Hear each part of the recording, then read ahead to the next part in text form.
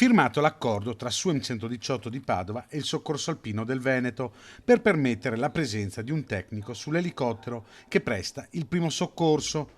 Una presenza che garantirà l'aiuto anche nelle zone dove non è possibile atterrare, ma solo scendere con il verricello. Arriverà il tecnico dell'elisoccorso, che ovviamente lui è formato per tutta l'attività dell'ambiente impervio ostile, per mettere in sicurezza il nostro operato, ma chiaramente noi lo formeremo anche per fare attività sanitaria, perché in quel modo, anziché essere in due, saremo in tre a poter lavorare sul paziente. Leone 2, questo il nome dell'elicottero che copre la zona di Padova, che si estende fino al litorale di Venezia e Rovigo.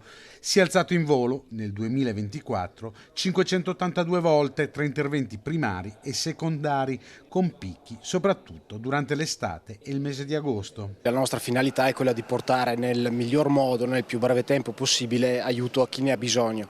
Una sinergia, quella tra Soccorso Alpino e SUEM, ormai consolidata nel tempo, che finalmente arriva anche a Padova per dare completezza a tutte le attività di elisoccorso nella regione del Veneto. Il primo soccorso in elicottero è fondamentale e non può essere scambiato per un servizio di trasporto pubblico. La missione diventa una missione a pagamento nella misura in cui noi andiamo a recuperare i cosiddetti illesi, che sono persone che non hanno dei bisogni sanitari ma che si trovano in situazioni appunto particolari, perché appunto si sono trovati su un posto non adatto alle loro forze, non adatto al loro equipaggiamento e così via. Quando noi classifichiamo a livello di centrale operativa il soggetto come illeso, la missione viene messa in conto a quella persona. Un lavoro impegnativo quello del soccorritore, in cui non deve mai mancare la lucidità, come nel soccorso al bimbo di 5 anni chiuso in auto nel Sile.